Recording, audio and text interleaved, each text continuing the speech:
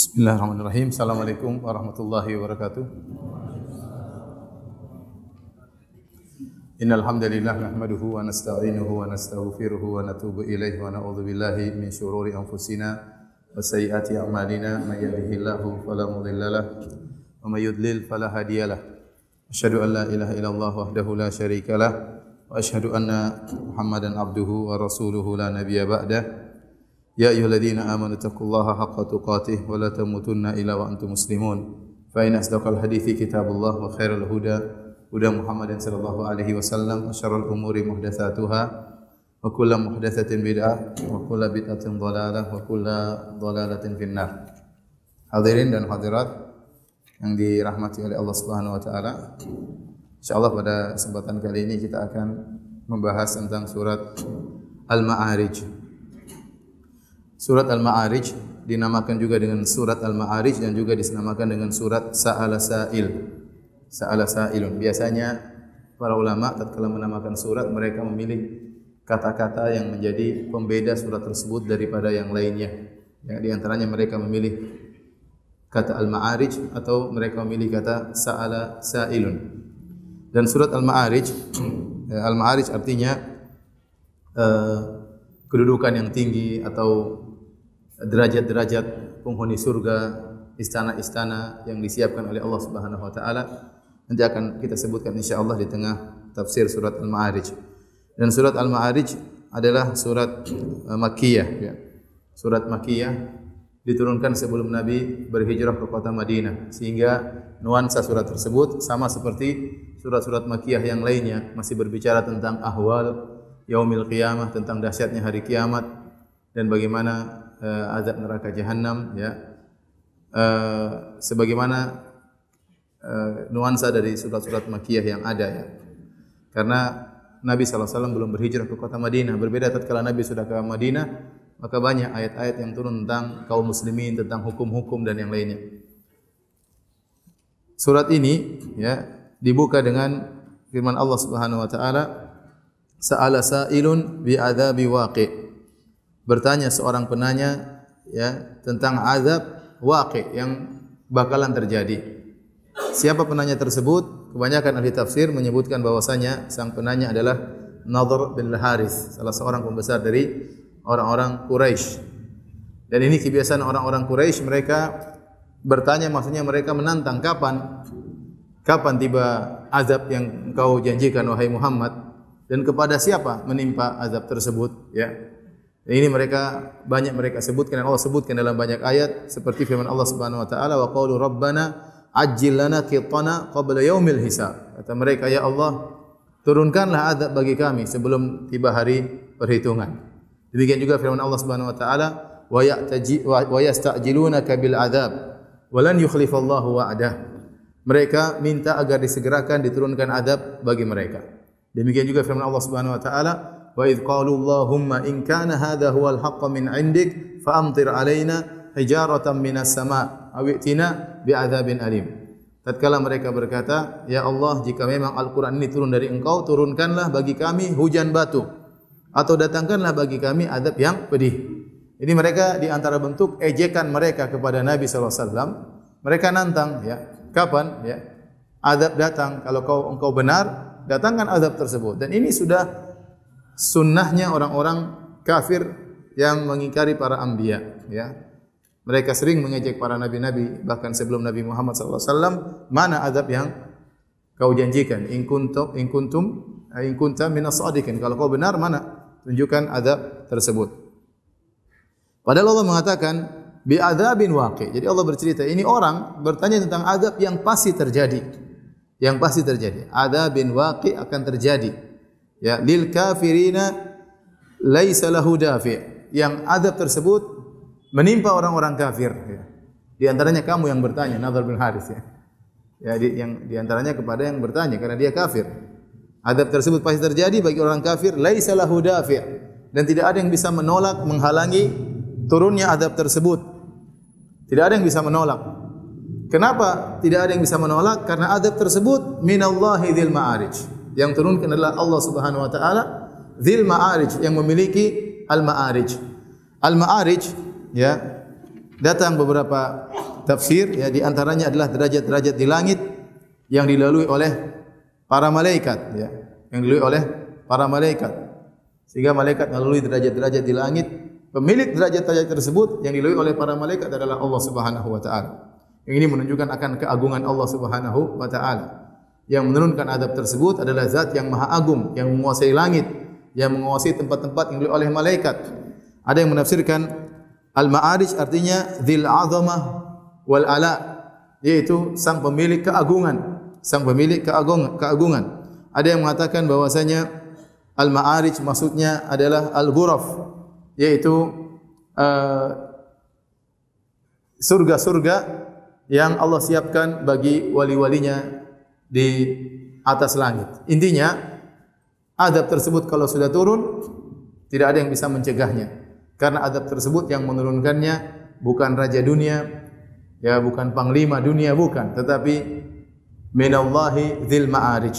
Allah Subhanahu wa taala yang memiliki keagungan dan memiliki kekuasaan. Kemudian kata Allah Subhanahu wa taala, ta'rujul malaikatu warruhu ilaihi. Yang di mana malaikat dan ar-ruh naik kepada Allah Subhanahu wa taala. Ar-ruh, ta'ruj, uruj artinya naik. Makanya disebut Al-Isra dan Al-Mi'raj. Al-Isra perjalanan secara di malam hari secara horizontal, adapun Al-Mi'raj secara vertikal, naik ke atas. Ta'ruj artinya naik. Naik malaikat dan ar-ruh. Ar-ruh ini maksudnya apa? Ada secara umum ada dua pendapat di kalangan para ahli tafsir yang kuat. Yang pertama maksudnya ar-ruh adalah malaikat Jibril. Nazala bihi ruhul amin. Allah sering menamakan malaikat Jibril dengan ar-ruh. Ya, dan dia disebutkan secara khusus dzikrul khas ba'dal am. Malaikat dan Jibril, ya, naik kepada Allah Subhanahu wa taala karena malaikat Jibril adalah pimpinan para malaikat, ya. Allah sebutkan sifatnya muta'un, sama amin. Dia ditaati, dia punya pasukan, dia punya anak buah, malaikat Jibril, maka dia sering disebutkan secara khusus ar-ruh. Pendapat yang kedua, yang dimaksud dengan ar-ruh di sini maksudnya arwah, mencakup ruh-ruh semua yang naik ke atas langit. Ruh-ruh manusia tatkala mereka mati, ruh mereka dicabut oleh malaikat maut, maka ruh-ruh tersebut naik ke atas. Bagaimana datang dalam hadis Al-Bara' bin Azib, dalam hadis yang hasan dalam Musnad Al-Imam Ahmad, di mana jika seorang sudah meninggal dunia, maka ruhnya dicabut. Adapun roh orang yang beriman, maka mengeluarkan bau yang sangat harum, disambut oleh para malaikat, kemudian naik menembus langit, kemudian diturunkan kembali, ya, ke jasadnya. Adapun ruh orang-orang kafir, ya, para pendosa, maka keluar dengan bau yang sangat busuk, ingin naik ke langit, maka langit tertutup, ya. Innal ladzina kadzdzabu bi ayatina wastakbaru anha la tufattahu lahum abwabus sama. Sungguhnya orang-orang yang mendustakan ayat-ayat kami dan sombong dengan ayat-ayat kami, maka tidak dibukakan bagi mereka pintu-pintu langit. Tapi tetap naik ke atas menuju Allah, tapi tidak bisa. Kemudian dihamparkan, lemparkan kembali ke jasadnya. Ini dua pendapat di kalangan para ulama. Kata Allah ilaihi, naik kepada Allah. Apakah ditafsirkan dengan Jibril alaihissalam atau ditafsirkan dengan ruh-ruh yang dibawa ke langit? Semuanya sama, naik ke atas, ilaihi, kepada Allah Subhanahu wa taala. Oleh karenanya ini salah satu ayat yang menunjukkan bahwasanya Allah berada di atas. Ya, dari sekian ratusan dalil, bahkan kata Ibnu Qayyim dalam Nuniyahnya, bal alfani, 2000 dalil yang menunjukkan bahwasanya Allah berada di atas. Karena al-uruj artinya naik. Dan kita tahu namanya naik itu dari bawah ke atas. Ta'rujul malaikatu warruhu ilaihi, naik kepada Allah Subhanahu wa taala. Ini dalil bahwasanya Allah berada di atas. Ini adalah fitrah, ya, yang Allah tancapkan kepada hamba-hambanya. Kemudian kata Allah, fi yaumin kana miqdaruhu 50 alf sanah. Ya. Ya. Bahwasanya, ya, hal itu terjadi pada hari di mana ukurannya adalah 50.000 tahun. Dan ini menguatkan yang dimaksud dengan ruh adalah Jibril. Jadi Allah sedang berbicara tentang naiknya malaikat dan Jibril kepada Allah Subhanahu wa taala di hari yang di mana ukurannya satu hari seperti 50.000 tahun. Jadi Allah Subhanahu wa taala dalam Al-Qur'an menyebutkan dua model hari. Ada hari yang 50.000 tahun seperti dalam surat Al-Ma'arij, fi yaumin kana miqdaru 50 alf sanah, hari di mana ukurannya 50.000 tahun. Ada Allah menyebutkan hari 1000 tahun, ya. Seperti firman Allah Subhanahu wa taala, wa yasta'jilunaka bil adzab wa la yukhlifallahu wa'dah wa inna yawman 'inda rabbika ka alfi sanatin mimma ta'uddun. Ya, mereka meminta disegerakan azab dan Allah tidak akan menyelisihi janjinya, dan sungguhnya hari di sisi Rabbmu seperti 1000 tahun di sisi kalian. Dalam ayat yang lain dalam surat As-Sajdah, dalam surat Al-Hajj, dalam surat As-Sajdah kata Allah Subhanahu wa taala, yudabbirul amra minas sama'i ilal ardi thumma ya'ruju ilaihi fi yaumin kana miqdaruhu alf sanatin mimma ta'uddun. Allah mengatur urusan dari langit menuju bumi, kemudian urusan tersebut naik kepada Allah Subhanahu wa taala di hari yang di mana ukurannya seperti 1000 tahun di sisi kalian, ya. Apa bedanya hari yang 50.000 tahun dengan hari yang 1000 tahun? Ibnu Abbas radhiyallahu anhu pernah ditanya, beliau tidak hanya menjawab, ya, itu adalah yaumani, ya, dua hari yang berbeda. Wallahu alam bihima. Allah yang lebih tahu tentang dua hari tersebut, ya. Kalau kita baca buku tafsir tentu banyak tafsiran-tafsiran. Ada yang mengatakan maksudnya 50.000 tahun itu, ya, maksudnya adalah kalau seorang berjalan dari markas senter bumi menuju ke Arsy, maka perlu waktu 50.000 tahun untuk bisa sampai ke Arsy. Dia mengatakan demikian. Adapun yang 1000 tahun maksudnya dari bumi menuju langit dunia. Tapi ini semua hanya sekedar pendapat yang lebih aman. Apa bedanya ini dengan ini? Perkataan Ibnu Abbas, Allahu a'lamu bihima. Allah yang lebih tahu tentang bedanya hari yang 50.000 tahun dengan hari yang 1000 tahun. Tetapi Ibnu Katsir rahimahullahu taala menyebutkan tentang 50.000 tahun ini. Ibnu Katsir menyebutkan ada 4 pendapat, ya, 4 pendapat tentang apa yang dimaksud dengan 50.000 tahun tersebut. Pendapat yang pertama tadi yang saya sudah singgung, maksudnya al-masafah, jarak antara pusat senter bumi di bawah lapisan yang ketujuh yang pusat sampai ke Arsy itu butuh perjalanan 50.000 tahun. Kalau mau sampai diukur dengan tahunnya manusia, ya. Tetapi tentunya malaikat dengan sangat cepat kalau mau ke atas. Tetapi untuk ukuran manusia mereka butuh 50.000 tahun sesuai dengan jarak manusia untuk sampai ke Arsy. Pendapat yang kedua, 50.000 tahun maksudnya umur dunia ini. Dunia ini umurnya 50.000 tahun sejak Allah menciptakannya sampai akan hancurnya, sampai hari kiamatnya. Tetapi tidak ada yang tahu sudah berapa tahun yang lewat dan berapa tahun yang tersisa. Ya, sehingga bagaimanapun tidak ada yang tahu tentang hari kiamat, tetapi umur bumi ini sejak diciptakan sampai hancur adalah 50.000 tahun. Ini pendapat kedua. Pendapat ketiga mengatakan bahwasanya 50.000 tahun adalah waktu transisi antara dunia dengan akhirat, ya. Situ ada hari transisi 50.000 tahun. Hari transisi itu apa? Wallahu alam bisawab. Yang keempat, pendapat yang dirojikan oleh Ibnu Katsir dan dirojikan oleh Al-Qurtubi dan banyak para ahli tafsir, bahwasanya 50.000 tahun tersebut adalah ukuran seorang tatkala di padang mahsyar sejak dibangkitkan sampai sebelum surga dan neraka. Sampai sebelum surga dan neraka, hari tersebut sejak seorang dibangkitkan di padang mahsyar, dia melewati tahapan-tahapan, mulai menunggu kedatangan Allah, kemudian dihisab, kemudian diberikan catatan amal di mizan, suruh lewat sirat, lewat qantarah sampai menuju surga atau neraka, maka lamanya adalah 50.000 tahun. Oleh karenanya berkata Yaman, "Hadza yaumul qiyamah, fihi khamsuna mautinan, kullu mautinin alfu sanah." Kata dia, salah seorang salaf, bahwasanya yang dimaksud 50.000 tahun adalah hari kiamat. Di situ ada 50 tahapan yang harus dilewati oleh seorang sebelum masuk surga atau neraka. Setiap tahapan tersebut 1000 tahun. Sehingga total seorang berada di hari tersebut adalah 50.000 tahun.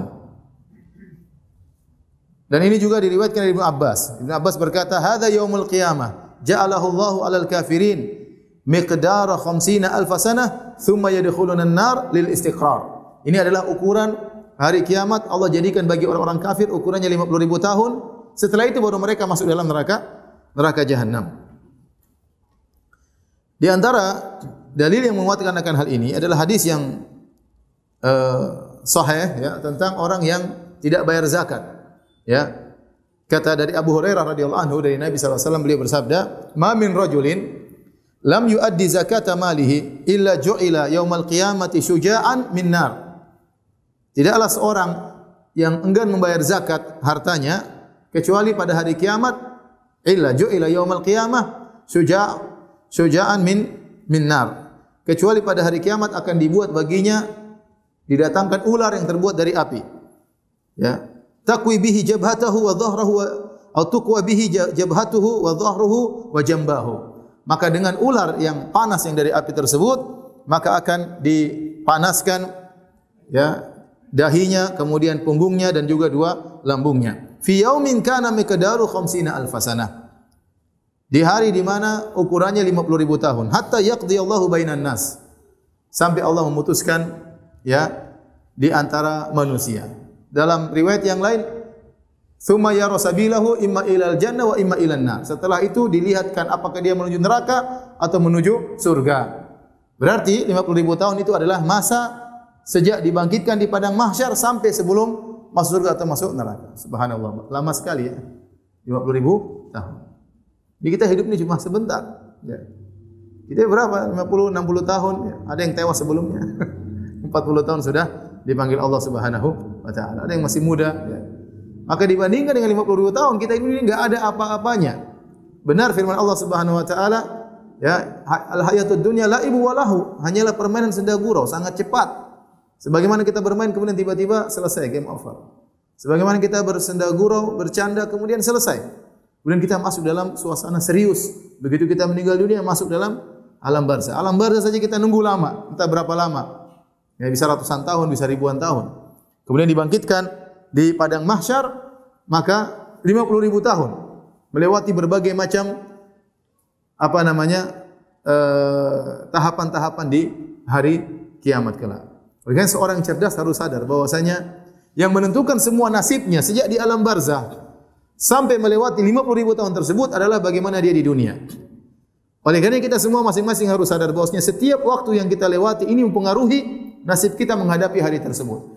Kenapa orang beriman pada hari tersebut akan dibuat terasa ringan oleh Allah Subhanahu wa taala ya.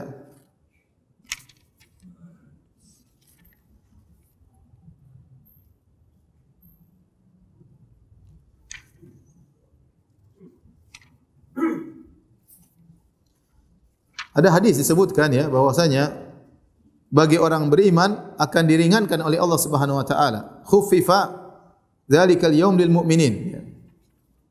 Pada hari tersebut maka dibuat ringan oleh Allah Subhanahu wa taala bagi orang-orang yang beriman sampai rasanya ringan seperti dia hanya menjalani beberapa saat saja.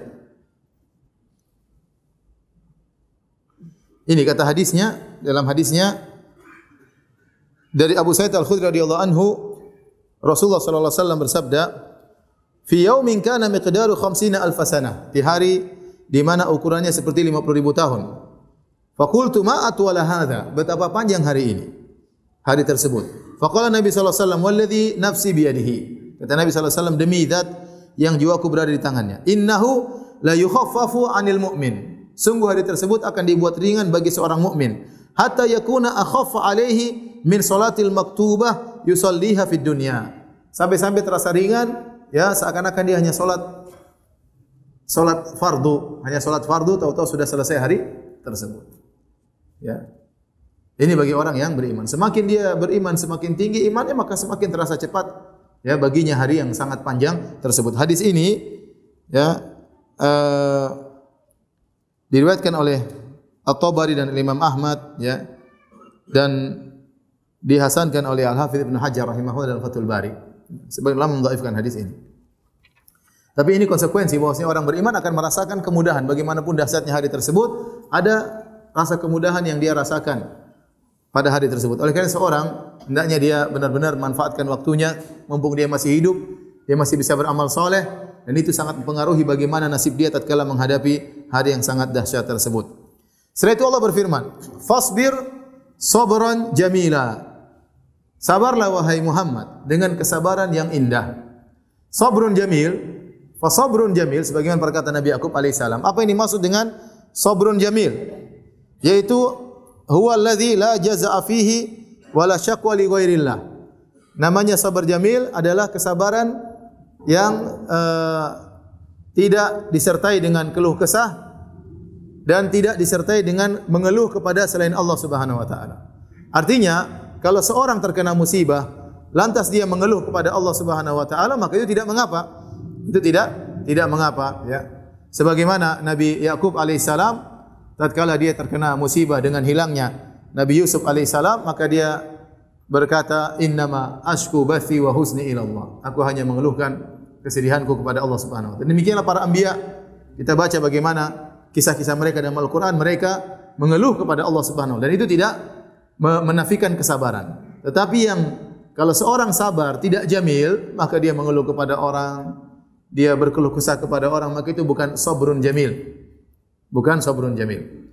Kata Allah Subhanahu wa taala, "Fasbir sabran jamila." Sabarlah wahai Muhammad dengan gangguan kaummu. Ya, mereka demikian mengganggumu, menghinamu. Kenapa? Innahum yarawnahu ba'ida. Mereka memandang hari atau azab tersebut ba'idan, jauh. Karena menurut mereka tidak akan terjadi hari kiamat. Menurut mereka tidak ada hari kebangkitan, sehingga mereka anggap enggak mungkin. Ba'idan maksudnya mustahil. Mustahil terjadi. Tidak ada itu namanya azab. Dua, sebagian ahli tafsir mengatakan mereka memandang azab yang akan turun di dunia tidak mungkin, tidak akan terjadi. Demikian juga azab yang ada pada hari kiamat kelak, enggak mungkin ada. Kenapa mereka memandang bahwasanya Allah tidak akan berikan azab bagi mereka di dunia? Karena mereka terpedaya dengan kenikmatan yang mereka miliki. Mereka kaya, mereka sehat, mereka memiliki banyak pengikut, mereka punya anak buah yang banyak, sehingga mereka menyangka tidak akan mereka ditimpa dengan azab di dunia, apalagi di hari kiamat, karena mereka mengingkari adanya hari kebangkitan. Sehingga Allah mengatakan innahum yarawnahu ba'ida. Mereka memandang hari tersebut adalah ba'id, mustahil. Kata Allah, wa narahu qariba. Dan kami memandangnya dekat. Artinya pasti terjadi. Kullu atin qarib, setiap yang pasti terjadi yang datang adalah dekat. Ya. Jadi mutahaqqiqul wuqu' pasti terjadi. Karenanya Allah Subhanahu wa taala menyuruh Nabi untuk bersabar.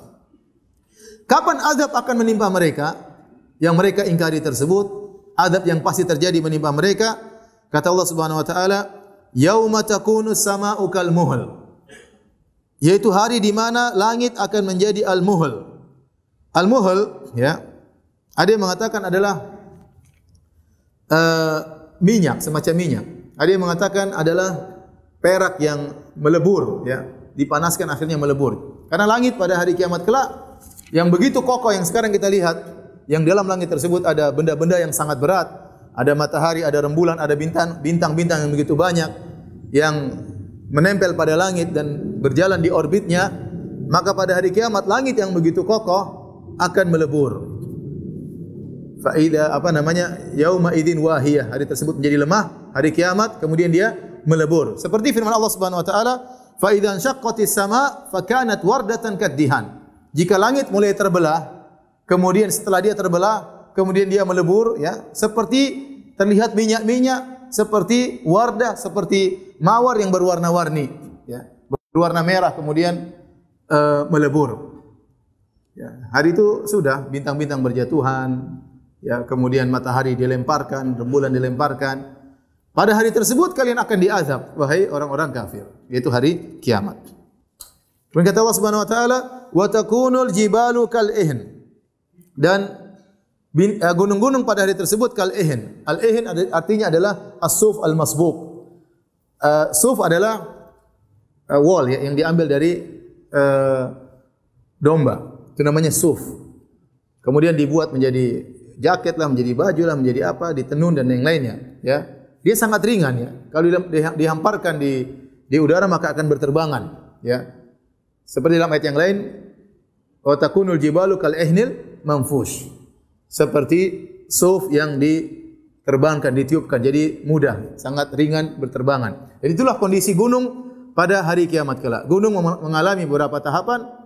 Yang pertama adalah gunung tersebut dicabut dari pasaknya, ya. Wa idzal jibalu nusifat, nusifat itu dicabut dari pasaknya karena gunung ditancapkan oleh Allah Subhanahu wa taala, ya. Ya, sebagaimana Allah sebutkan dalam Al-Qur'an, ya. Wal jibala autada, gunung-gunung yang ditancapkan kemudian dicabut. Setelah dicabut kemudian diterbangkan, Wa suyiratil jibal, gunung-gunung diterbangkan. Wa taral jibala tahsabuha jamidatan wa hiya tamurru marra sahab. Setelah diterbangkan kemudian dijalankan, kemudian ditabrakan oleh Allah Subhanahu wa taala. Setelah ditabrakan oleh Allah Subhanahu wa taala, maka kemudian dia menjadi kalmuhl. Menjadi hancur, kemudian seperti suf yang mudah berterbangan. Setelah itu ya haba'an mumbassa, kemudian menjadi butiran-butiran kecil. Ya, seperti kalau kita buka jendela kita lihat butiran-butiran kecil sangat tipis, jadilah gunung tersebut hancur seakan-akan tidak pernah ada. Makanya Allah mengatakan wasujiratil jibalu fakanat saraba. Gunung-gunung diperjalankan tiba-tiba menjadi fata morgana. Fata morgana itu apa? Kita lihat dari jauh sepertinya ada, setelah kita dekati enggak ada. Artinya gunung-gunung yang kita lihat sekarang kokoh luar biasa, nanti pada hari kiamat tiba-tiba seperti tidak pernah ada. Seperti fata morgana yang tidak ada. Kenapa? Sudah dihancurkan oleh Allah Subhanahu wa taala. Diratakan dengan tanah, hancur, debur seperti butiran-butiran kecil. Maka kata Allah Subhanahu wa taala, wa takunul jibalu kal ihn. Jadilah gunung-gunung seperti al-ihn. Itu salah satu fase yang dilewati oleh gunung pada hari kiamat. Ya. Kata para ulama, kalau gunung yang begitu kokoh, langit yang begitu kuat, hancur lebur, sebagian mereka mengatakan minal khauf, karena takut kepada Allah Subhanahu wa taala. Bagaimana manusia yang menyaksikan kedahsyatan hari tersebut yang penuh dengan kelemahan? Bagaimana rasa takut yang luar biasa yang akan menembus hati mereka? Makanya Allah mengatakan al-qari'ah. Al-qari'ah itu rasa takut yang menembus dalam dada manusia, ketakutan yang luar biasa yang mereka rasakan pada hari tersebut. Akhirnya Allah mengatakan wala yas'alu hamimun hamima. Maka pada hari tersebut seorang teman tidak akan bertanya kepada temannya, ya. Kenapa? Karena masing-masing sibuk dengan urusannya. Yauma yafirrul mar'u min akhi wa ummihi wa abihi wa sahibati wa bani. Hari pada di saat itu mereka kabur dari saudaranya, ya. Wa ummihi wa abihi, ibunya pun dia tinggalkan, bapaknya pun dia tinggalkan. Wa sahibati wa bani, istrinya dia tinggalkan. Anak-anak yang selama ini dia bekerja keras untuk buah hatinya tidak dia pedulikan. Likulli imri'in minhum yauma idzin sya'nu yughni. Masing-masing pada hari tersebut dalam kondisi sibuk dengan urusannya masing-masing, takut dengan pertanggungjawaban yang akan dia pertanggungjawabkan di hadapan Allah Subhanahu wa taala. Padahal kata Allah, yubassarunahum. Mereka dibuat saling melihat.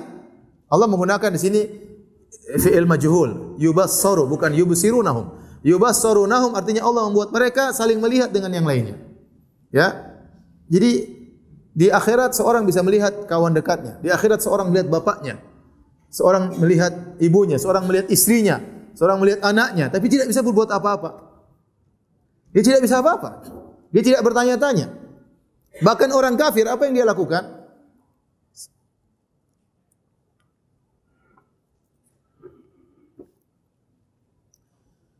Jadi mereka dibuat melihat, yubassarunahum, pasti melihat. Dia lihat. Tapi teman tidak bisa dia minta tolong, temannya pun tidak bisa minta tolong, masing-masing sibuk sendiri, masing-masing takut. Apa yang dialami orang kafir saking ketakutannya kata Allah, yawaddul mujrimu law yaftadi min adabi yauma idzin bibani. Seorang mujrim, yaitu seorang kafir pada hari tersebut, dia berangan-angan kalau bisa menebus dirinya dengan dari azab yang pedih dengan anak-anaknya. Wa sahibatihi wa akhih, bahkan dia menebus dengan istrinya, yang penting dia selamat. Meskipun anaknya masuk neraka, istrinya masuk neraka, wa akhi, saudaranya masuk neraka, enggak ada masalah, yang penting dia selamat. Wa fasilatihi allati tu'wi, bahkan kabilah dekatnya, suku yang dekat dengan dia pun yang selama ini menaunginya, melindunginya, membelanya, dia ingin semuanya masuk neraka, yang penting dia selamat. Termasuk bapak dan ibunya dalam fasilah. Ya. Kenapa tidak disebutkan bapak dan ibu? Kata para ulama karena bapak dan ibu masuk dalam wa fasilatihi. Wa man fil ardi jami'an, bukan cuma itu. Dia mengatakan semua di dunia ini masuk neraka tidak apa-apa, yang penting saya selamat. Tsumma yunji, kemudian menyelamatkan dia. Ini orang kafir, ya. Kita tahu kebiasaan manusia di atas muka bumi ini sayang kepada anaknya. Bahkan dia rela berkorban demi anaknya. Seorang mungkin rela mati untuk membela apa? Anaknya. Tapi pada hari kiamat urusannya berbeda. Urusannya berbeda. Bahkan dia mau mengorbankan anaknya, enggak ada masalah, yang penting dia selamat. Di sini kata Allah yawaddu, dia berkeinginan. Apakah dia mengungkapkannya? Sebenarnya Allah mengatakan yawaddu di sini dia berkeinginan dan dia mengungkapkannya. Bukan hanya sekedar berkeinginan. Kenapa? Seperti dalam ayat yang lain, kata Allah Subhanahu wa taala, "Yauma idzin yawaddu alladziina kafaru wa asawur rasul law tusawwa bihimul ard. Di hari tersebut yawaddu, orang-orang kafir berkeinginan, berangan-angan. Orang-orang yang kafir dan bermaksiat kepada Rasul berangan-angan agar mereka disamakan dengan tanah. Allah sebutkan dalam ayat mereka berangan-angan. Dalam ayat lain Allah mengatakan mereka berkata, wa yaqulul kafiru ya laitani kuntu turaba. Dalam ayat yang lain kata Allah mereka berangan-angan untuk diratakan dengan tanah seperti tanah. Dalam ayat yang lain Allah mengatakan mereka berkata, wa yaqulul kafiru ya laitani kuntu turaba. Seorang kafir berkata, ya Allah seandainya aku menjadi tanah. Ya, sudah selesai, tidak ada namanya hisab, tidak ada neraka, tidak ada. Maka dalam ayat ini pun demikian. Allah menggunakan takbir yawaddul mujrimu. Seorang mujrim berangan-angan untuk bisa menebus dirinya dengan anak-anaknya, dengan istrinya, dengan orang tuanya, dengan kabilahnya, dengan seluruh manusia di muka bumi agar dia selamat. Yaitu dia mengucapkan, dia mengatakan, ya Allah aftadi minal azab, aftadi nafsi minal azab. Ya Allah, aku ingin menebus diriku dengan anak-anakku, ambil anak-anakku ya Allah, yang penting aku selamat. Dia ngomong demikian. Saking ketakutan yang dia rasakan sampai ikhtalla aqluhu, yaitu akalnya enggak jelas. Rusak akalnya sampai dia ingin mengorbankan apa? Anak istrinya semuanya, yang penting dia selamat. Tsumma yunji, dan dia bakalan menyangka dia bakalan selamat. Kata Allah Subhanahu wa taala, ya, kalla, tidak mungkin. Itu hanya angan-angan dia, itu hanya permintaan dia. Dia tidak bisa bakalan selamat. Kalla, sekali-sekali tidak. Innaha ladha, sungguhnya yang ada di hadapan dia adalah neraka yang menyala-nyala. Ladha artinya apinya bergejolak. Apinya bergejolak. Nazza'atal lisyawa, yang api neraka tersebut bukan cuma membakar, bahkan dia ya mengupas kulit kepala. Seakan-akan api tersebut tajam, selain panas dia juga tajam. Bahkan dia mengupas kulit kepala. Ada yang mengatakan seluruhnya tidak ada yang selamat. Dagingnya, tulangnya, semuanya dibakar. Karena api tersebut, ya, bukan sekadar panas, bahkan dia tajam luar biasa. Tad'u man adbara wa tawalla. Yang api tersebut menyeru orang yang adbara, yang berbalik, wa tawalla, dan berpaling. Apa bedanya berbalik dan berpaling? Para ulama menyebutkan perbedaan antara al-idbar wa tawalli atau adbar wa tawalla. Kalau berbalik itu dia tidak mau dengar sama sekali. Begitu lihat Nabi Muhammad SAW dia kabur, tidak mau dengar. Ya, tidak mau. Dia i'rad, berpaling, tidak mau sama sekali. Adapun tawalla, para ulama mengatakan maksudnya ba'dal mulabasah, yaitu dia sudah mendengar kemudian dia berpaling menuju kepada kebatilan, ya. Kalau tawalla itu seperti seakan-akan tawalla ila, meninggalkan sesuatu menuju sesuatu. Itu meninggalkan al-haq setelah dia dengar menuju kepada kebatilan. Dua-duanya dilakukan oleh orang-orang kafir. Ada yang tidak mau dengar sama sekali. Seperti orang-orang kafir berkata, la tasma'u li hadzal qur'ani walghaw fihi la'allakum taglibun. Jangan sekali-sekali dengar Al-Qur'an itu. Bikin kegaduhan supaya kalian menang. Kalau Muhammad mau bicara, bikin kegaduhan supaya kalian tidak dengar Al-Qur'an. Disuruh berpaling, jangan dengar Al-Qur'an sama sekali. Jangan mendengar Al-Qur'an sama sekali. Ya. Adapun model kedua, sudah dengar dan berpaling. Kata Allah, wa idza tutla alaihim ayatuna qalu qad sami'na law nasha'u laqulna mithla hadza in hadza illa asatirul awwalin. Model kedua, dia sudah dengar. Kata Allah, tatkala dibacakan kepada mereka ayat-ayat kami, mereka berkata, sami'na, kami sudah dengar. Law nasha'u laqulna mithla hadza. Kalau kami berkehendak, kami akan mengucapkan seperti ini. In hadza illa asatirul awwalin. Ini perkataan Muhammad hanyalah dongeng orang-orang terdahulu. Jadi ada dua model. Orang kafir di zaman Nabi SAW yang tidak mau dengar sama sekali, terkena hasutan. Yang lainnya sudah dengar dan tetap apa? Berpaling. Itulah bedanya antara adbar wa tawalla. Kata Allah, tad'u man adbara wa tawalla. Neraka tadi yang nyala apinya bergejolak. Tad'u, memanggil orang yang berbalik dan berpaling. Banyak ahli tafsir mengatakan ini secara hakiki. Neraka tersebut berbicara. Berkata, ya fulan bin fulan, sini. Mudah-mudahan bukan orang Bintaro, ya. Waliyadzubillah. Dipanggil namanya jelas. Ya, Paijo bin Paimin disebutkan. Sebutkan namanya. Ya, Joseph bin John. Sebutkan. Ya. Sebutin namanya oleh neraka tersebut. Dan neraka bisa berbicara. Banyak dalil, terlalu banyak di antara dalam Al-Qur'an. Ya. Halim talati, Allah bertanya kepada neraka, sudah penuhkah engkau? Wa taqulu hal min mazid. Kata neraka belum, masih ada tambahan enggak? Neraka masih plong, masih kosong. Cukup untuk diisi sama orang Bintaro, seluruhnya masih cukup. Waliyadzubillah.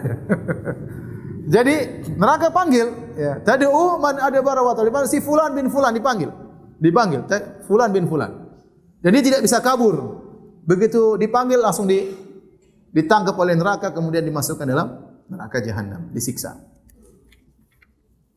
Kata Allah, tad'u man adbara wa tawalla. Siapa orang yang adbara wa tawalla itu di antara sifatnya wa jama'a fa au'a. Sifatnya adalah mengumpulkan dan menabung, menyimpan. Di WA itu simpan, dia simpan hartanya di situ. Jama'a wa fa au'a. Jama'a mengumpulkan dan menyimpan. Ini jamaah menunjukkan al-hirs, semangat mengumpulkan harta. Fa'au'a mengumpulkannya dalam tempat, maksudnya tulul amal.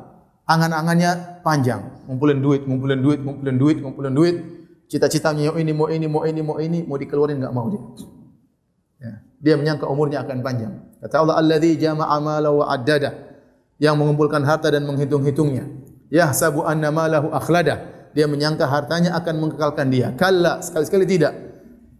Harta yang kita kumpulkan, harta yang mereka kumpulkan tidak menambah umur mereka meskipun 1 detik. Untuk melihat banyak pengusaha-pengusaha besar, begitu waktunya meninggal selesai. Apakah manfaat perusahaan yang dia miliki? Tidak menambah umurnya meskipun sedikit. Tidak ada. Maka ini orang-orang kafir ini, mereka mengumpulkan harta kemudian menyimpan. Mengumpulkan harta dan menyimpan, itu kerjaan mereka. Ya. Karena mereka menyangka ini akan kenangan mereka terlalu panjang. Wa jama'a fa'au'a. Setelah itu Allah Subhanahu wa taala menyebutkan tentang sifat manusia, ya. Sifat orang-orang kafir tersebut. Innal insana khuliqa halu'a. Sungguhnya manusia diciptakan dalam kondisi hala, ya. Maksudnya memiliki sifat seperti itu. Hala itu adalah qillatu imsakin nafsi inda tira'i ma yuhzinuha aw ma yasurruha. Yaitu tidak bisa mengendalikan diri tatkala mengalami sesuatu yang menyedihkan dirinya atau yang menyenangkan dirinya. Tidak terkontrol. Manusia seperti itu, ya. Kemudian Allah jelaskan apa hala yang dia alami oleh manusia. Innal insana khuliqa halu'a. Manusia diciptakan dalam kondisi hala. Idza massahu syarru jazua. Kalau ditimpa dengan keburukan, berkeluh kesah kerjanya. Tidak bisa menahan dirinya. Tidak bisa menghadapi kondisi seperti itu. Berkeluh kesah, ngomong sana sini. Ya, ini orang kafir seperti itu, ngomong. Tidak bisa nahan dirinya. Ya, bahkan di antara mereka banyak yang bunuh diri. Ya. Wa idza massahul khairu manu'a. Kalau mendapat kebaikan manu'a, dia tahan, tidak mau dia keluarkan. Ya. Tidak mau, dia ingin puas-puaskan dirinya sendiri. Tidak mau dia bagi-bagi. Ya. Subhanallah, dan saya diceritakan oleh sebagian kawan-kawan yang tinggal di negara kafir, orang kafir pelitnya luar biasa. Sampai mereka mengatakan, Ustaz, kalau mau dakwai orang kafir, undang mereka makan. Mereka kaget, kok ada orang baik seperti ini undang makan. Karena mereka kalau pacaran, kata saya mencerita lama di salah satu negara kafir, dia cerita, Ustaz, mereka pacaran saja, kalau mereka pacaran ajak ceweknya ke kafe gitu, nanti bayar sendiri-sendiri. Itu pacaran apa kita aja? Kita kalau pacaran enggak begitu, enggak keren banget. Masa ngundang cewek kemudian bayar sendiri-sendiri. Kemudian mereka sudah nikah juga begitu. Bukan berarti pacaran boleh ya, maksud saya. Jangan sampai dipahami salah ya. Maksudnya pacaran diundang pacar bayar sendiri-sendiri. Kemudian kalau sudah nikah pun demikian. Nanti terkadang istrinya kerja, suami kerja bayar sendiri-sendiri. Terkadang anaknya kalau dewasa suruh ikut bayar. Sampai seperti itu, ya. Perhitungan luar biasa ya. Wa idza massahul khairu manu'a. Al khair kebanyakan disebutkan dalam Al-Qur'an maksudnya harta. Al khair ya, innal insana lihubbil khairi lasyadid wa innahu lihubbil khairi lasyadid. Sungguhnya manusia itu sangat cinta dengan al khair, maksudnya dengan harta. Jadi ini sifat mereka. Kalau diberi harta maka sangat pelit. Maka inilah yang menyebabkan mereka diancam dengan innaha ladza, dengan neraka yang apinya menyala-nyala. Kemudian kata Allah, yang selamat dari itu semua siapa? Illal musallin. Allah tadi sebutkan sifat-sifat orang-orang yang masuk neraka jahanam. Sekarang Allah masuk dalam paragraf yang baru yang masih kaitan dengan sebelumnya tentang sifat orang-orang beriman. Yang selamat dari neraka yang tadi ladza, yang nazza'atan lisyawa, yang mengikis kepala kulit. Ya, yang tad'u man adbara wa tawalla. Siapa yang selamat? Inilah sifat-sifat orang beriman. Kita berusaha memiliki sifat-sifat ini agar bisa selamat dari neraka tersebut. Apa sifat-sifat tersebut? Kata Allah, illal musallin. Kecuali orang-orang yang salat. Sifat khusus orang beriman itu salat. Semakin dia salat, semakin tinggi imannya. Sampai Allah menamakan salat dengan iman. Wa ma kana Allahu liyudhi'a imanakum. Allah tidak akan menyia-nyiakan salat kalian. Ya. Kata Allah, illal musallin, kecuali orang yang salat. Siapa? Alladzina hum ala salatihim daimun. Itu orang-orang yang daimun, selalu continue dalam menjalankan salat mereka. Mereka jaga waktu salat mereka 5 waktu. Ya, mereka kalau untuk salat sunnah mereka perbanyak dan mereka menjaga salat sunnah mereka. Dan kebiasaan Nabi kalau sudah melakukan sesuatu, Nabi yudawim alaihi, Nabi pun mendawamkan. Ya, makanya kata Nabi SAW, ahabul a'mali ilallah adwamuha wa inqal. Amalan yang paling dicintai oleh Allah adalah yang paling continue meskipun apa? Sedikit. Meskipun sedikit. Ya, maka kalau kita sudah terbiasa salat duha, pertahankan salat duha. Kalau antum sudah punya wirid, suka salat witir, pertahankan salat witir. Jangan antum tinggalkan. Ya, terutama masalah salat. Karena di antara ciri-ciri orang yang selamat dari neraka semua adalah ya, alladzina hum ala salatihim daimun. Yang mereka dawam dalam salat mereka, terutama salat 5 waktu. Mereka kerjakan pada waktunya. Sebenarnya Allah mengatakan daimun, maksudnya mereka tidak kanan kiri kalau salat, khusyuk, ya, secara tubuh fisik khusyuk. Karena daim artinya tenang. Seperti nahan Nabi SAW anil bauli fil ma'id daim. Nabi SAW melarang kencing di air yang daim, yang tenang. Maka kalau orang yang salatnya daim, maksudnya kalau salat ya tenang, ya. Tidak lihat kanan, lihat kiri, lihat ke atas, ya. Jam berapa? Imamnya lama sekali. Ya. Tidak ngupil tatkala salat. Enggak, ya. Tidak garuk kanan, garuk kiri, sekali tidak apa-apa, tapi kelihatan dia salat dalam kondisi tenang. Saya pernah ketemu orang salat, dia salat kira-kira sini. Kemudian saya lihat dia pun lihat saya.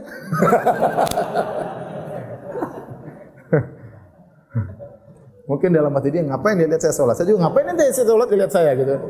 Jadi tidak benar seperti sholat ya, ente serius lihat ke depan ya. Jangan lihat kanan, lihat kiri ya.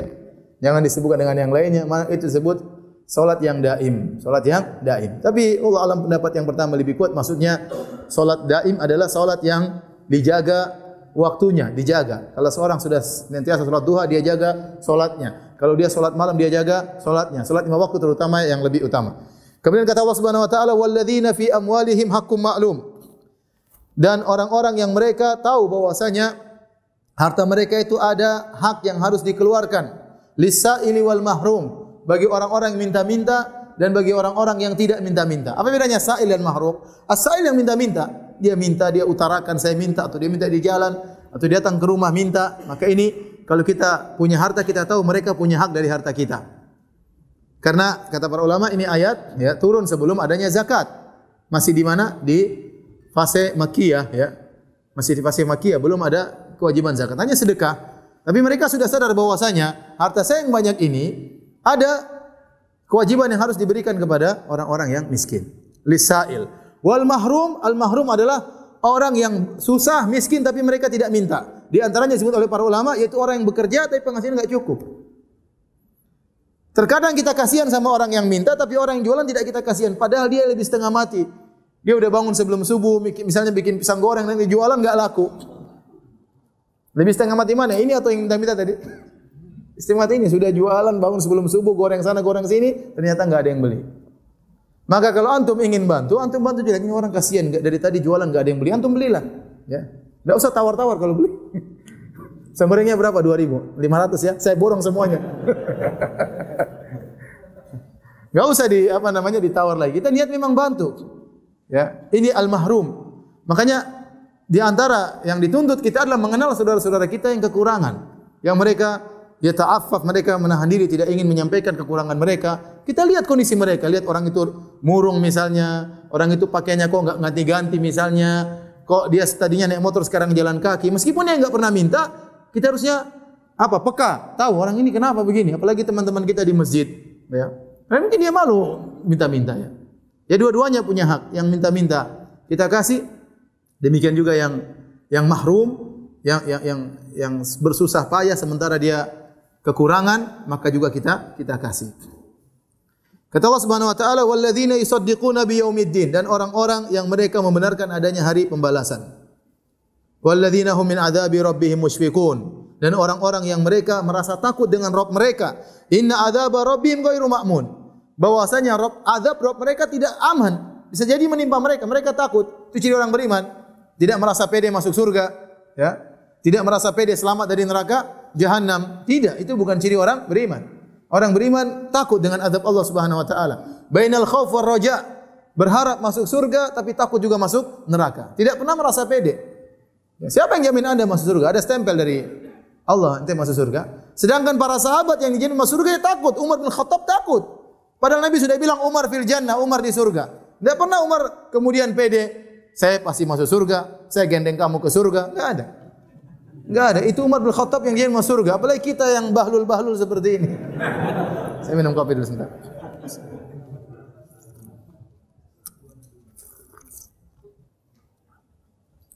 Jadi hadirin dan hadirat yang hadirat Subhanahu wa taala, ini sifat-sifat kata sebagian ulama Allah sebutkan sebagai pertentangan dari sifat-sifat orang kafir. Orang kafir tadi apa? Ya. Wa jama'a fa'awa, ngumpulin harta disimpan, enggak mau dikeluarin. Orang beriman memberikan kepada orang yang minta dan apa? Dan yang tidak meminta. Mereka innahum yarawnahu ba'ida. Apa azab? Enggak ada. Azab hari kiamat enggak ada. Mustahil, ba'id, jauh. Adapun orang beriman walladzina yusaddiquna biyaumiddin. Ya, jadi sifatnya bertentangan. Orang beriman percaya dengan hari pembalasan dan percaya ada azab, bahkan tidak merasa aman dengan azab. Sementara orang kafir tenang, ba'id. Mustahil kena kita. Sampai nantang, mana azabnya? Saking pede bahwasanya tidak ada azab, makanya nantang, mana azabnya? Ente Nabi turunkan azab. Berbeda dengan orang-orang beriman. Dan kata Allah Subhanahu wa taala, "Walladzina hum li furujihim hafizun." Dan orang-orang yang menjaga kemaluan mereka. Zaman sekarang zaman fitnah syahwat, hati-hati. Seorang tergelincir masuk neraka Jahannam gara-gara dua, fitnah syubhat dan fitnah apa? Syahwat. Sekarang dua-duanya tersebar di media sosial. Syubhat di sana sini. Bukan syubhat lagi masalah bid'ah, bahkan saya masalah kekufuran. Bid'ah liberal, syubhat liberal, syubhat ateis, ya. Membuat orang ragu tentang Tuhan, ya. Syubhat yang tidak diduga bakalan muncul luar biasa. Ya. Oleh karenanya benar sabda Nabi sallallahu alaihi wasallam, ya, akan badirul a'mal fitanan ka qita'il lail muzlim. Segera kalian beramal sebelum datang ada potongan-potongan fitnah yang sangat gelap, ya. Yusbihu rajulun mu'minan wa yumsi kafiran. Seorang di pagi hari beriman, sorenya kafir. Itu terjadi zaman sekarang. Terjadi zaman sekarang. Kalau zaman dulu kita bilang enggak bisa kafir, susah. Harus dirayu kemudian diajak oleh orang, dikasih syubhat. Sekarang orang pagi hari beriman, malam hari dia buka internet, dia baca-baca macam-macam, benar Tuhan ada atau tidak, ya? Oh, ternyata boleh minta kepada penghuni kubur misalnya. Baca syubhat.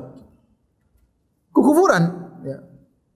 Akhirnya pagi beriman, malam kufur. Malam beriman, pagi kufur. Itu mungkin terjadi. Makanya di antara yang bisa menghalangi seorang tersebut adalah beramal saleh, menjauhkan dirinya dari hal tersebut. Dari syubhat-syubhat tersebut. Il walladzina hum li furujihim hafizun. Jaga kemaluan. Jangan sampai, ya, kemaluan kita tidak dijaga. Ya. Kata Nabi, ihfaz auratikum. Jagalah. Ihfaz auratak, jagalah kemaluan. Kecuali dari istrimu atau budak perempuan. Maka jangan kita umbar aurat kita. Sekarang waliyadzubillah orang bisa pacaran lewat HP, kirim gambar-gambar auratnya kepada wanita, sang wanita kirim gambar kepada sang lelaki, waliyadzubillah, sementara sang perempuan sudah punya suami, sang lelaki sudah punya istri. Terjadi, ya ikhwan. Terjadi. Bahkan terjadi bukan orang awam, terkadang terjadi bagi orang-orang yang dianggap orang berilmu. Syahwat yang menguasainya, dia tidak bisa menahan dirinya. Dia tidak menjaga kemaluannya. Dia keluar dari ayat ini, walladzina hum bi furujihim hafizun. Orang-orang yang menjaga kemaluannya. Illa ala azwajihim aw ma malakat aymanuhum. Kecuali mereka tidak jaga kepada istri-istri mereka atau budak-budak perempuan mereka. fa innahum ghairu malumin. Kalau mereka lampiaskan syahwat mereka, mereka tampakkan aurat mereka kepada istri mereka, kepada budak wanita mereka, enggak ada masalah. Mereka tidak tercela. Faman ibtagha ghaira dzalik fa ulaika humul adun. Barang siapa yang mencari daripada selain ini, bukan kepada istrinya, bukan kepada budak wanitanya, kepada teman chattingnya, kepada istri orang, ya, kepada orang tidak dikenal, masuk dalam hal-hal masuk dalam orang-orang wanita, para pezina yang kemudian menawarkan diri mereka untuk dipertontonkan, ya, sex call dan apa macam-macamnya. Waliyadzubillah, zaman sekarang luar biasa. Ya, mungkin tidak pernah terbetik oleh kita di zaman dahulu. Sekarang sarana untuk melampiaskan syahwat bervariasi dan mudah sekali. Mudah sekali. Ya. Maka orang-orang yang terjerumus dalam hal tersebut tidak termasuk dalam ayat ini. Karena Allah hanya mengecualikan cuma dua. Illa ala azwajihim aw ma malakat aymanuhum. Cuma pada istri-istri dan budak-budak wanita. Budak wanita enggak ada zaman sekarang. X. Tinggal apa? Satu. Yang antum halal cuma sampai istri antum. Azan. Berapa menit lagi? 1 menit. Kata Allah Subhanahu wa taala, "Faman ibtagha wara'a dzalik fa ulaika humul adun." Barang siapa mencari selain ini maka mereka adalah orang-orang yang melampaui batas. Walladzina hum li amanati mu'adihim ra'un. Orang-orang yang menjaga amanah mereka, menjaga janji mereka. Kalau mereka sudah berjanji, mereka akan penuhi. Kalau mereka diberi amanah, maka mereka akan jaga amanah tersebut. Dan saya ingatkan para hadirin dan hadirat, kalau kita dikasih amanah, di antara amanah adalah uang umat. Kalau kita buka yayasan, kemudian ada uang umat dititipkan kepada kita, harus amanah. Azan ya? Azan aja dulu. Bismillahirrahmanirrahim. Alhamdulillah, salatu wassalamu ala Rasulillah wa ala alihi wa sahbihi wa mawalah. Kita lanjutkan bahasan kita masih pada sifat-sifat orang beriman yang selamat dari azab neraka Jahannam. Kata Allah Subhanahu wa taala, "Walladzina hum li amanatihim wa ahdihim ra'un," yaitu orang-orang yang menjaga amanah mereka dan menjaga janji mereka, bukan seperti orang-orang munafik yang idza wa'ada akhlafa wa idza tumina khan. Kalau mereka berjanji mereka menyelisihi, kalau mereka diberi amanah mereka berkhianat, ya. Dan saya ingatkan bahwasanya di antara amanah yang harus diperhatikan adalah amanah uang umat. Kalau seorang membuat yayasan Islami, kemudian dia mengumpulkan uang umat, maka dia harus berhati-hati dalam menggunakan uang umat tersebut. Lebih hati-hati daripada menggunakan uangnya sendiri. Sebagian orang kalau dia menggunakan uangnya sendiri, dia benar-benar perhitungan, benar-benar dia jangan sampai salah, ya. Adapun uang umat terkadang dia tidak pedulikan. Padahal sebaliknya, kalau uang kita sendiri enggak ada masalah, tapi uang orang, ya, kita akan diminta pertanggungjawaban oleh Allah Subhanahu wa taala. Maka seorang berhati-hati tatkala menerima uang umat dan untuk mengatur uang umat tersebut, karena dia akan diminta pertanggungjawaban atas amanah tersebut. Kemudian kata Allah Subhanahu wa taala, "Walladzina hum bi syahadatihim qa'imun," dan orang-orang yang mereka tegak menjalankan syahadah mereka, ya. Kebanyakan menafsirkan maksudnya syahadah, persaksian, artinya mereka tetap menjelaskan persaksian mereka dengan benar, tidak ada yang disembunyikan meskipun itu berkaitan dengan kerabat mereka, meskipun berkaitan mungkin menjatuhkan keluarga mereka, ya. Selama mereka diminta persaksian, maka mereka akan menyampaikan persaksian sebagaimana adanya, tidak disembunyikan dalam rangka membela kerabat atau mereka saudara, tidak. Sebagian tafsir mengatakan walladzina hum bi syahadatim qaimun, artinya mereka tegak menjalankan syahadatain, asyhadu an la ilaha illallah wa asyhadu anna muhammadar rasulullah. Tegak bertauhid kepada Allah dan tegak mengikuti sunnah Nabi sallallahu alaihi wasallam, ya. Kemudian kata Allah, walladzina hum ala salatihim yuhafizun, dan orang-orang yang muhafadzah menjaga salat mereka. Apa bedanya daimun dengan yuhafizun? Di awal ayat Allah mengatakan walladzina hum ala salatihim daimun, orang-orang yang daimun menjaga salatnya tetap. Yang terakhir Allah mengatakan menjaga salatnya. Sebenarnya Allah mengatakan daimun berkaitan dengan zat salat tersebut dikerjakan pada waktunya, ya. Adapun yuhafizun berkaitan dengan kualitas, yaitu dia menjaga kualitas salatnya. Dia kerjakan di awal waktunya, dia sempurnakan wudunya, dia jaga, dia sempurnakan rukunnya, sunnah-sunnahnya dia kerjakan, ya, kualitas dalam menjalankan salat tersebut. Kemudian setelah dia salat, dia tidak melakukan hal-hal yang mungkin bisa mengurangi pahala salatnya atau menggugurkan pahala salatnya. Ini yang disebut dengan al-muhafadzah, ya. Ini dalil bahwasanya salat begitu penting amalan salat. Kenapa? Ketika Allah menjelaskan tentang azab neraka dan Allah mengatakan illal musallin. Allah mengatakan kecuali orang-orang yang salat yang selamat. Allah tidak mengatakan illa shaimin, orang-orang yang salat, illal muzakkin, orang-orang yang bayar zakat, tidak. Tapi Allah mengatakan illal musallin. Seakan-akan sifat khusus orang-orang beriman adalah apa? Salat. Kemudian Allah buka dengan salat dan Allah akhiri dengan sifat salat. Sifat-sifat orang selamat tersebut Allah buka dengan salat. Wal illal musallin alladzina hum ala salatihim daimun. Allah tutup dengan walladzina hum ala salatihim yuhafizun. Dan ini mirip seperti dalam surat Al-Mu'minun. Kata Allah, qad aflahal mu'minun. Sungguh beruntung orang yang beriman. Siapa? Alladzina hum fi salatihim khashi'un. Kemudian setelahnya Allah sebutkan salat-salat, terakhir juga Allah sebut tentang apa? Salat. Ya. Walladzina hum ala salawatihim yuhafizun. Allah buka dengan salat, Allah tutup dengan salat. Ulaika humul warithun alladzina yarithunal firdaus hum fiha khalidun.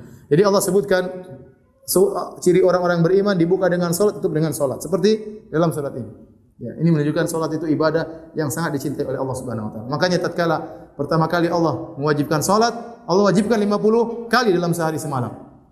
Ya, karena Allah cinta kepada ibadah tersebut. Namun alhamdulillah Nabi Muhammad ketemu Nabi Musa. Akhirnya Nabi Musa sarankan minta keringanan. Sampai akhirnya jadi berapa? 5. Kita bilang kepada Nabi Musa, jazakallahu khairan.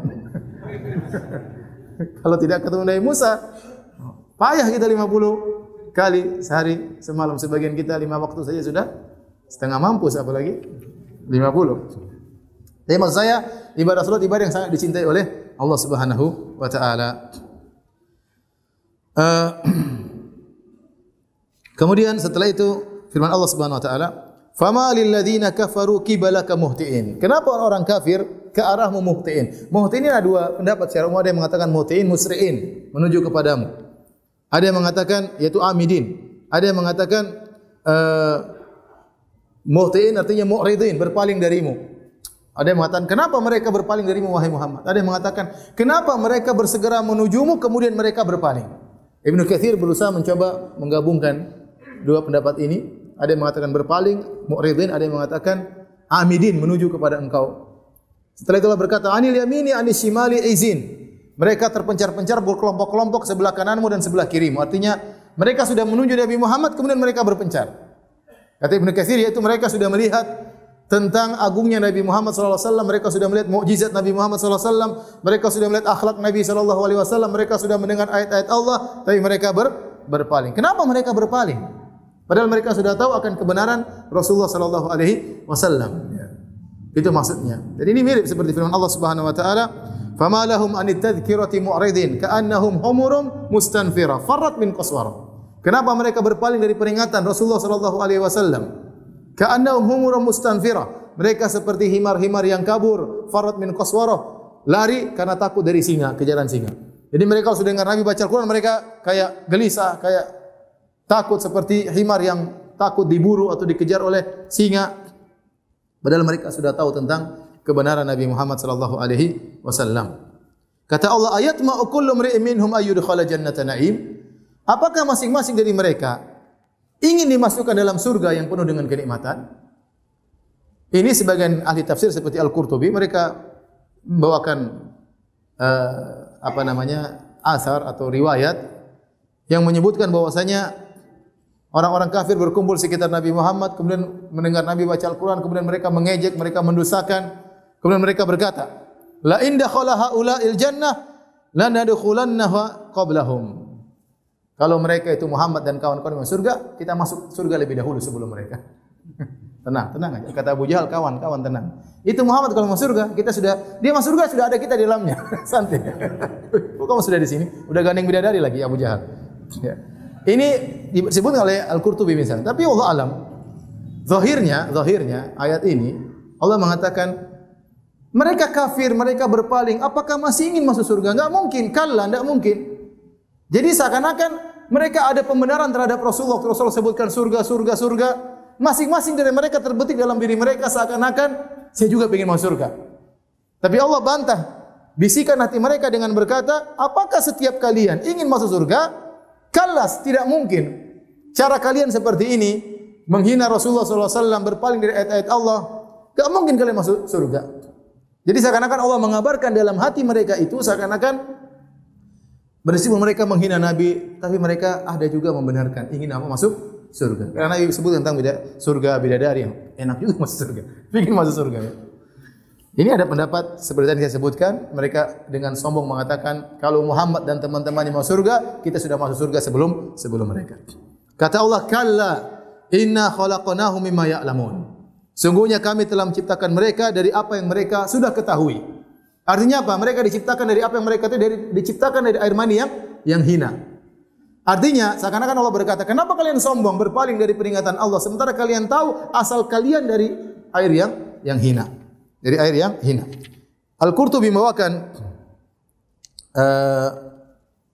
dalam tafsirnya bahwasanya diriwayatkan dari Mutarrif bin Abdullah bin Syikhir, seorang tabi'in rahimahullah, dia melihat seorang bernama Al-Muhallab bin Abi Sufrah yatabakhtar fi mutrafi khazzin wa jubbatin khazzin, ya.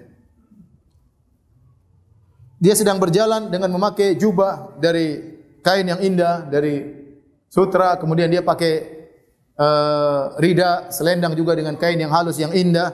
Maka Mutarrif menegurnya. Dia berkata, "Ya Abdullah," karena jalan dengan yatabakhtar, dengan kesombongan. Maka sebagai seorang yang alim dia tegur. "Ma hadhil misyah allati yubghidaha Allah?" Wahai fulan, kenapa kau berjalan dengan jalan yang dibenci oleh Allah seperti ini? Maka orang ini jengkel ditegur. Dia mengatakan, "Ata'rifuna?" Kau tahu siapa saya?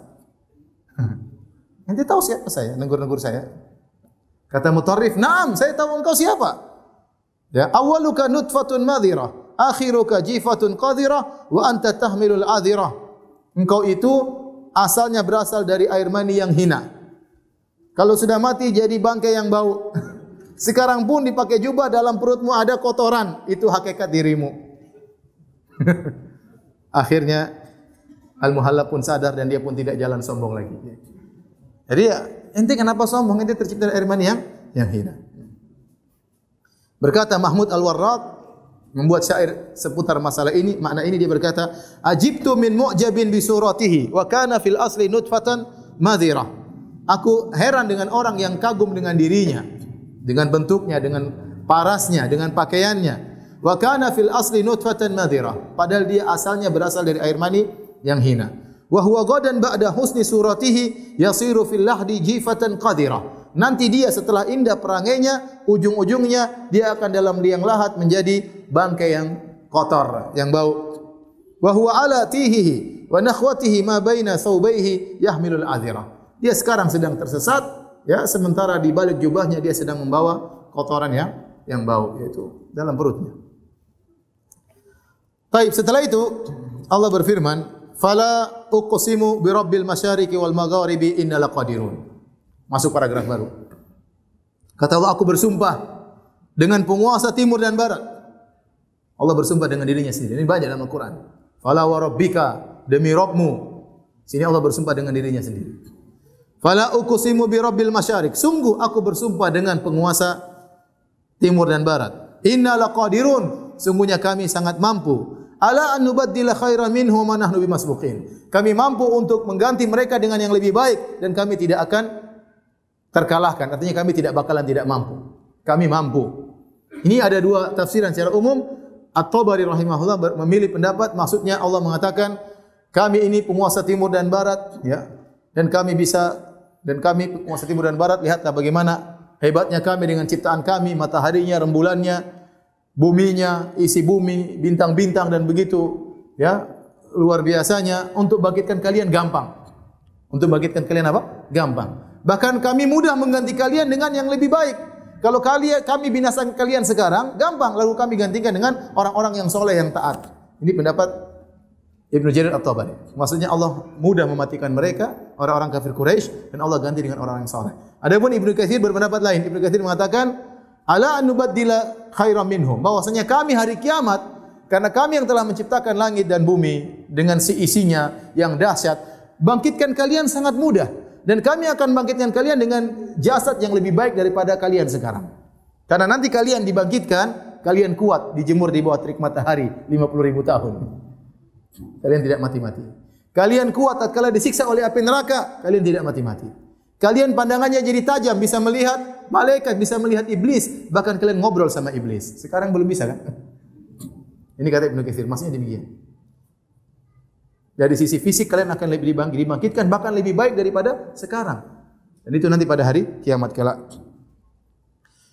Fadharhum yakhudu wa yal'abu hatta yulaqu yaumahum alladhi yu'adun. Biarkanlah mereka yakhudu, yaitu berbincang-bincang, mengejek Al-Qur'an, mengejek Nabi sallallahu alaihi wasallam. Wa yal'abu, dan mereka bermain-main dengan agama ini, ya. Hatta yulaqu yaumahum alladhi yu'adun, sampai mereka bertemu dengan hari yang mereka dijanjikan, yaitu hari kiamat. Yauma yakhrujuna minal ajdasi siraan, di mana mereka akan keluar dari kuburan mereka siraan, cepat. Ya, dalam ayat yang lain ka'annahum jaradun muntashir, seperti belalang yang bertebaran, keluar tiba-tiba bangkit dari kuburan, bingung mau ke mana? Bingung, bertebaran banyak sekali. Siraan, dengan gerakan yang cepat. Ka'annahum ila nusubi yufidun. Nusub di sini maksudnya adalah berhala.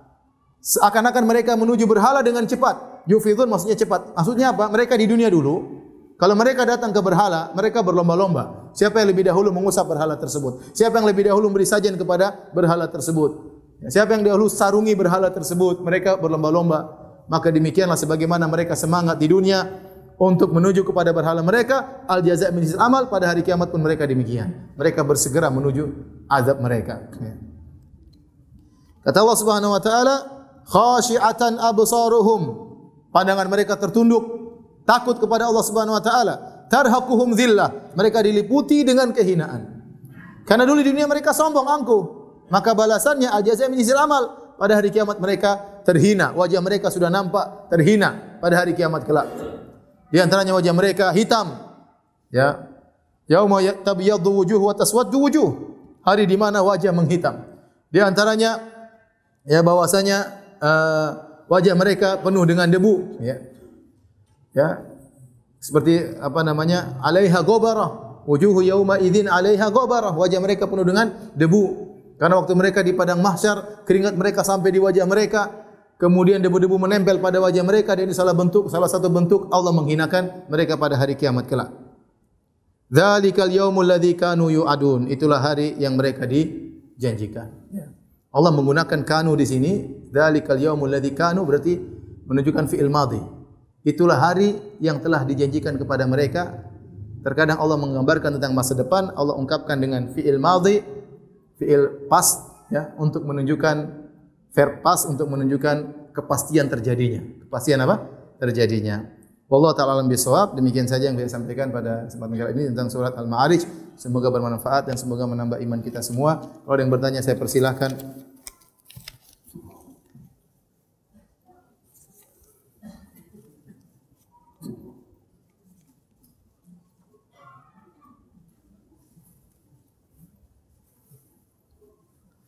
Apa ada khilafiyah mengenai solat berjamaah untuk laki-laki 5 waktu di masjid? Memang ada khilaf, ya, ada khilaf. Ya, kalau secara madhab, ya, maka jumhur mengatakan tidak wajib, sunnah. Ada yang sunnah muakkadah, sangat ditekankan. Namun pendapat yang lebih kuat, ya, adalah wajib, ya. Ya, karena apa fungsinya masjid? Kemudian kalau orang-orang dipanggil kemudian tidak ke masjid, dan dalil menunjukkan, ya, akan wajibnya solat berjamaah, ya. Kalau salat di rumah tanpa uzur, maka salatnya sah atau tidak? Sah. Bagi yang berpendapat salat berjamaah hukumnya wajib, ya, maka barang siapa yang salat di rumah, ya, maka karena ada uzur salatnya sah, ya. Salatnya sah tapi dia berdosa karena dia meninggalkan kewajiban.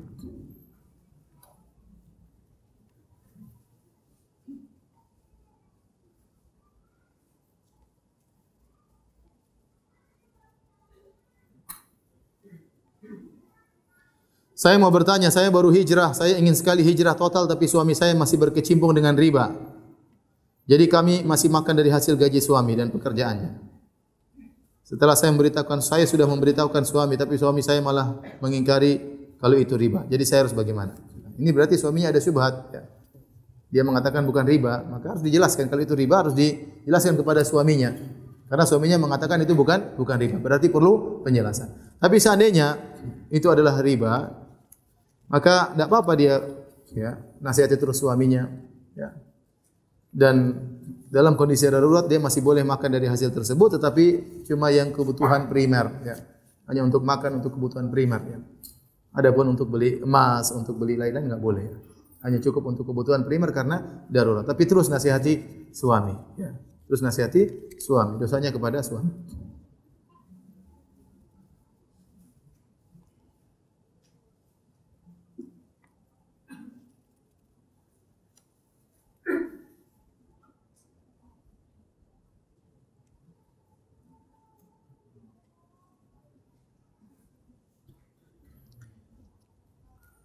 Afwan Ustaz, keluar dari tema, saya mau tanya, apabila seorang anak terlahir di luar nikah, sudah lahir tapi saat umurnya 2 minggu orang tuanya baru menikah secara sah. Pertanyaannya, apakah pernikahannya anaknya tetap sah bila diwalikan dengan ayahnya? Tidak ya, karena sudah lahir. Kalau masih dalam perut masih ada khilaf ya. Tapi kalau sudah lahir baru dia nikah berarti anak sudah bukan anaknya ya. Bukan anaknya, maka kalau dia menikah harus dengan wali hakim, harus dengan wali hakim kalau itu anak perempuan.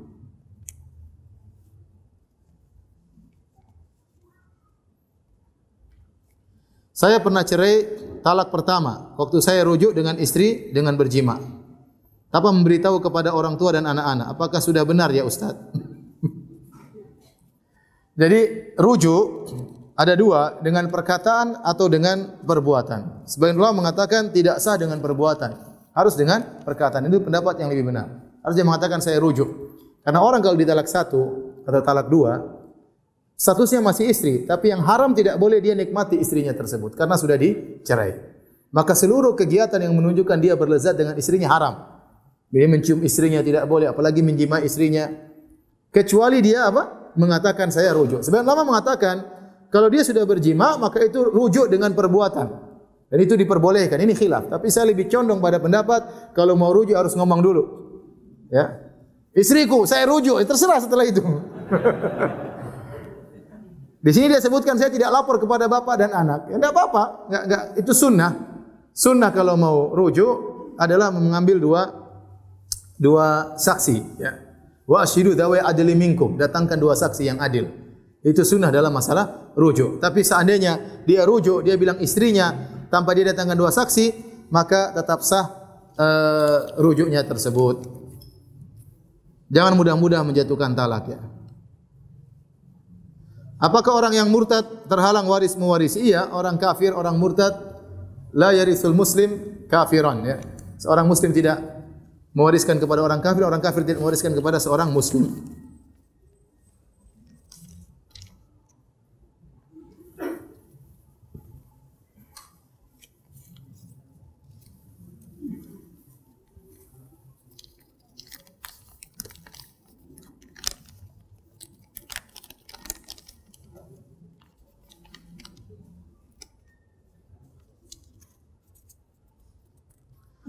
Bagi orang-orang yang melampaui batas tersebut, jika ia ingin bertobat maupun hijrah, amalan apa yang dapat menggugurkan dosa-dosa tersebut? Dia bertobat kepada Allah, kemudian dia lakukan lawannya. Kalau dahulunya dia tidak menjaga pandangannya, dia jaga pandangan. Kalau dahulunya dia tidak menjaga kemaluannya, dia jaga kemaluannya.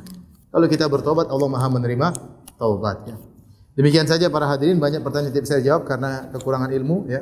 Demikian saja. Subhanakallah bihamdik, asyhadu an la ilaha illa anta, astaghfiruka wa atubu ilaik. Assalamualaikum warahmatullahi wabarakatuh.